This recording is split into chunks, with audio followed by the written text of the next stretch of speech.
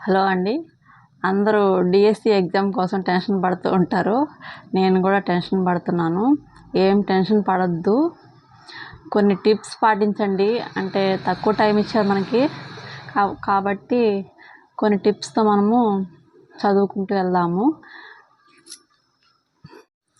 First మనము ఏ subject చదివాము అనే దాని మీద ఐడియా తెచ్చుకోండి.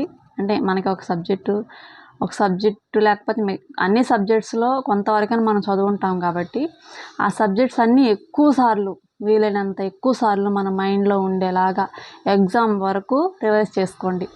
నెక్స్ట్ మీరు కొత్త టాపిక్ తీసుకున్నప్పుడు ఆ టాపిక్ చదివిన తర్వాత పాత టాపిక్ చదువుంటారు కదా, అంటే మీకు తెలిసిన టాపిక్ చదువుంటారు కదా, దాన్ని రివైజ్ చేస్తూ ఈ కొత్త టాపిక్ని చదువుకోండి. నెక్స్ట్ సెకండ్ టాపిక్ చదివేటప్పుడు కొత్తదిగా మళ్ళీ సెకండ్ టాపిక్ చదువుతాం కదా, తర్వాత ఫస్ట్ మనం కొత్త టాపిక్ చదివి ప్రీవియస్ మనం చదివిన టాపిక్ చదివి, అంటే ఎట్లా అంటే ముందు టాపిక్స్ అన్నీ రివైజ్ చేసుకుంటూ కొత్త టాపిక్లోకి వెళ్ళాలి. ఇది ఫస్ట్ టిప్ అండి. ఎవ్వరు 100% ఎవ్వరు సిలబస్ని కంప్లీట్ చేయలేరు. అంటే ఇది ఒక సముద్రం. డిఎస్సి సిలబస్ అంటేనే ఒక సముద్రం లాంటిది. దీన్ని ఎవ్వరు కంప్లీట్ చేయలేరు. టాపర్ అయినా సరే, ఫస్ట్ ర్యాంక్ వచ్చింటారు కదా, వాళ్ళు కూడా 100% కంప్లీట్ చేయలేరు.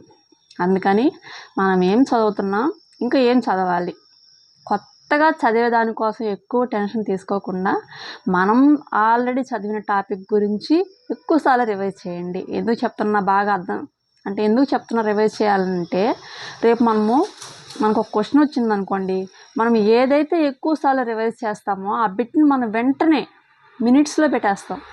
నేను అనుభవపూర్వకంగా చెప్తున్నాను. ఏదైతే మనం రివైజ్ చేసి ఉంటామో ఎటువంటి డౌట్ లేకుండా క్వశ్చన్ చదవగానే బిట్టు పెట్టేయగలుగుతాం. అందువల్ల మనం ఏం చదవాలి, ఏం చదువుతున్నాం, ఎన్నిసార్లు రివైజ్ చేస్తున్నాం, దీని గురించి ఆలోచించండి. ఉదయాన్నే అంటే ఫ్రెష్ మైండ్ ఉంటుంది కదా, మార్నింగ్ ఉదయాన్నే లేవగానే మనకి ఏదైతే టఫ్ సబ్జెక్ట్ అనిపిస్తుందో దాన్ని చదవండి. నాకైతే టఫ్ సబ్జెక్టు సోషల్ అండి. సోషల్ అంటేనే నాకు ఇష్టం లేదు. కాకపోతే మన కాంపిటీషన్ ప్రతి ఎగ్జామ్కి సోషల్ ఇంపార్టెన్స్ ఎక్కువ కాబట్టి ముందు మార్నింగు సోషల్, అంటే జీకే కరెంట్ అఫైర్స్ అయినా మన అకాడమీ బుక్స్లో సోషల్ టాపిక్స్ ఉంటాయి కదా, అవి నేను చదువుతున్నాను.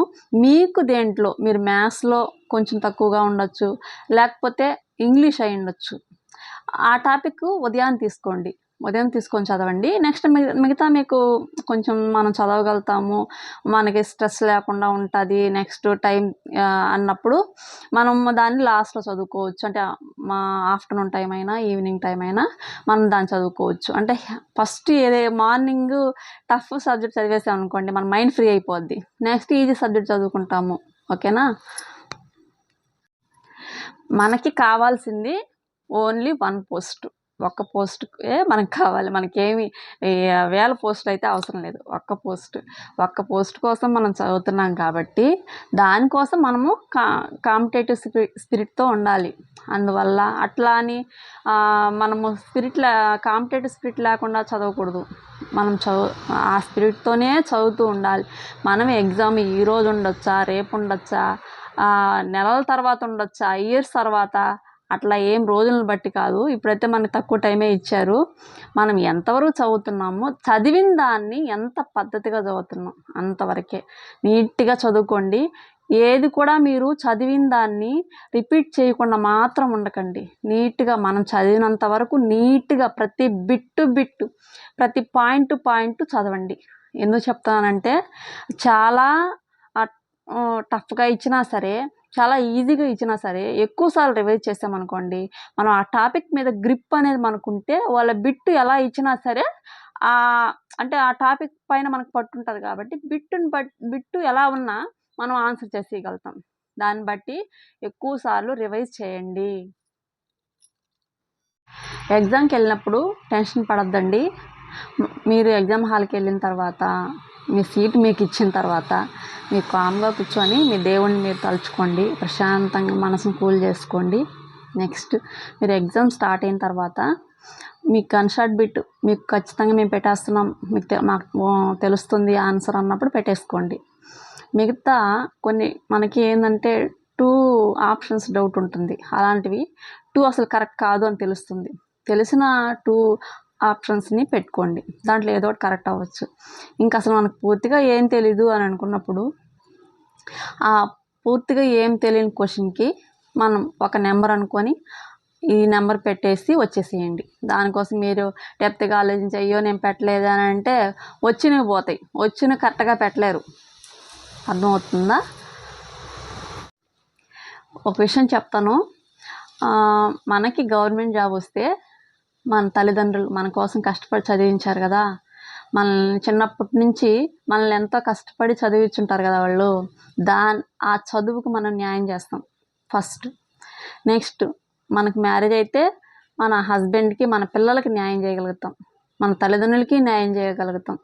ఆలోచించుకోండి, ఒకసారి మీకు గవర్నమెంట్ పోస్ట్ వస్తే మీ గుర్తింపు సమాజంలో ఎలా ఉంటుందో ఒకసారి ఇమాజిన్ చేసుకోండి. అలా ఇన్స్పైర్గా తీసుకొని మీరు చదవండి. అంటే ఇన్స్పైర్గా తీసుకొని చదవమన్నానని స్ట్రెస్ ఫీల్ అవ్వద్దు, ప్రశాంతంగా చదువుకోండి. ఓకేనా? ఎగ్జామ్ దగ్గరలో ఉంది, ఇంకొచ్చి మీకు 1 వీక్, మ్యాక్సిమం 1 వీక్ ఉంటుంది టైము. కొంతమందికి ఎస్జిటి వాళ్ళకి 2 వీక్స్ దాకా ఉంది. వాళ్ళకి అదృష్టవంతులు, మంచిగా చదువుకోవడానికి టైం వచ్చింది. నాకు వచ్చి ఎస్జిటి తక్కువ టైమే, ఇంకా 1 వీక్లో 1 వీక్ అంతే, 10 డేస్లో ఉండొచ్చు. అట్లా మీరు ఎన్ని రోజులు అనేది కాకుండా ఎంతవరకు చదివారు, దానికి ఎంత న్యాయం చేశారు అంతే, అంతవరకే చూసుకోండి. స్ట్రెస్ అట్లా అని నాకు లేదా అంటే నాకు ఉంది. గవర్నమెంట్ టీచర్ కావాలని నాకు చాలా ఆశ. అది ఈసారి మనం రాస్తాం, మన వంతు ప్రయత్నం. దైవ నిర్ణయం తర్వాత దైవం ఎలా నిర్ణయించుంటే అలా జరుగుతుంది. దానికోసం మనము ఏమీ టెన్షన్ పడాల్సిన అవసరం లేదు. మన ప్రయత్నం మాత్రం ఖచ్చితంగా చేయాలి. 100% మనము ఎఫర్ట్ పెట్టాలి. నేను అదే నమ్ముతున్నాను. ఎఫర్ట్ పెడతాను, తర్వాత దైవ నిర్ణయం. All the best DSC aspirants, all the best for future teachers. ఓకేనా? మీరు ఫ్యూచర్ అందరూ మ్యాక్సిమం ఈ వీడియో చూస్తున్న వాళ్ళు ఫ్యూచర్ టీచర్స్ అవుతారు. ఆల్ ది బెస్ట్ మీ అందరికీ. ఎగ్జామ్ బాగా రాయండి.